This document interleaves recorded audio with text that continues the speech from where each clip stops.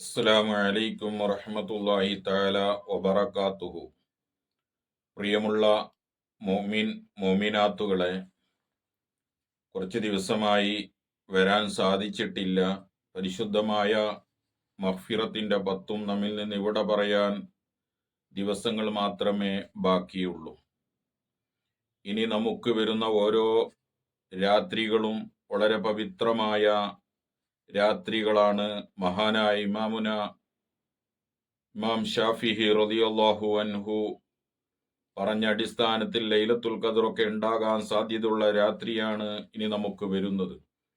പക്ഷേ ലോകത്തിന്റെ പല കാര്യങ്ങളും നടക്കാനുള്ള കാര്യങ്ങളും ഹബീബായ റസൂലുള്ളാഹി സ്വല്ലല്ലാഹു അലൈഹി വസല്ലമ തങ്ങൾ നമുക്ക് പഠിപ്പിച്ചിട്ടുണ്ട്, പറഞ്ഞു തന്നിട്ടുണ്ട്. പക്ഷേ അത്രയും പറഞ്ഞ കാര്യങ്ങൾ പറഞ്ഞ നബി എന്തുകൊണ്ട് ലൈലത്തുൽ ഖദർ വ്യക്തമായ ഒരു ഡേറ്റും ഒരു ദിവസവും നമുക്ക് പറഞ്ഞു തന്നിട്ടില്ല? നബിക്ക് അറിയാത്തത് കൊണ്ട് അല്ല.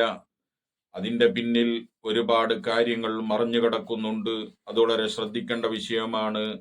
മഹാനായ ഉബാദത്ത് ഇബ്നു സാമിത്ത് റളിയല്ലാഹു അൻഹുവിനെ തൊട്ട് നബി സല്ലല്ലാഹു അലൈഹി വസല്ലം തങ്ങൾ പറയുന്നു, ഖാല ഖറജൻ നബിയ്യു സല്ലല്ലാഹു അലൈഹി വസല്ലം ലിയുഖ്ബിറനാ ബിലൈലത്തിൽ ഖദർ.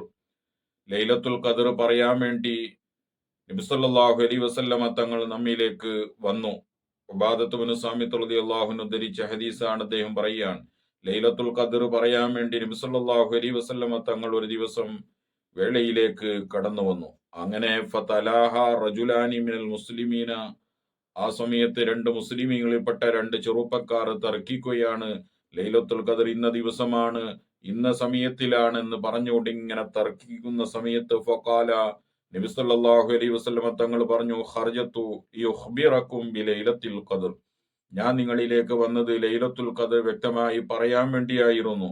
പക്ഷേ ഫതലാഹ ഫുലാനും വ ഫുലാനുൻ, ഞാൻ ഇന്നാലിന്ന ഒരാള് അപ്പുറം അങ്ങോട്ടും ഇങ്ങോട്ടും തർക്കിക്കുന്നതായി പരസ്പരം കണ്ടു. ആ സമയത്ത് ഫറുഫിഅത്ത്, ആ ലൈലത്തുൽ ഖദറിന്റെ ദിവസവും അതിന്റെ സമയവും എന്നിൽ നിന്ന് അല്ലാഹു തആല ഉയർത്തപ്പെട്ടു.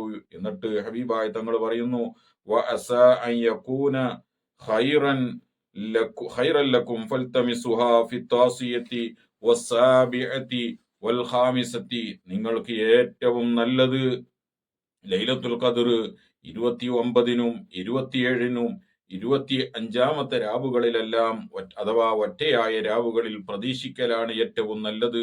ലൈലത്തുൽ ഖദർ എന്ന് പറഞ്ഞാൽ 1000 മാസത്തിനേക്കാൾ പ്രതിഫലമുള്ള ഒരൊറ്റ ഒരു രാത്രിക്കാണ് ലൈലത്തുൽ ഖദർ എന്ന് പറയുന്നത്. ആ രാത്രികളെ 21-നും 29-നും 27-നും 25-നും നിങ്ങൾ പ്രതീക്ഷിച്ചോളൂ എന്ന് നബി സല്ലല്ലാഹു അലൈഹി വസല്ലമ തങ്ങൾ പറയുകയുണ്ടായി. അതുകൊണ്ട് ഈ ചാനൽ കാണുന്ന ഓരോ മോമിനാത്തുകളും മനസ്സിലാക്കേണ്ടത്, ഈ പറഞ്ഞ ഹദീസിൽ നിന്ന് ഒരു നാട്ടിലോ ഒരു കുടുംബത്തിലോ ഒരു വീട്ടിലോ അനൈക്യമോ തർക്കമോ ഉണ്ടായാൽ അവിടെ അല്ലാഹുവിന്റെ റഹ്മത്ത് ഇറങ്ങുകയില്ല എന്ന് നമുക്ക് ഇതിൽ നിന്ന് മനസ്സിലാക്കാം.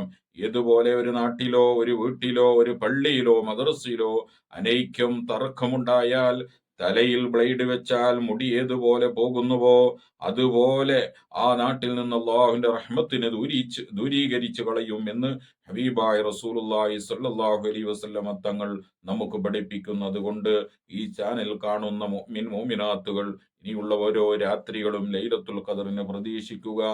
ഈ ഇൽമുകൾ മറ്റുള്ള ആളുകളിലേക്കും നിങ്ങൾ എത്തിക്കുക. അള്ളാഹു അതിന് തൗഫീക്ക് നൽകി അനുഗ്രഹിക്കുമാറാവട്ടെ. ആമീൻ. അസ്സലാമു അലൈക്കും വറഹ്മത്തുള്ളാഹി വബറകാതുഹു.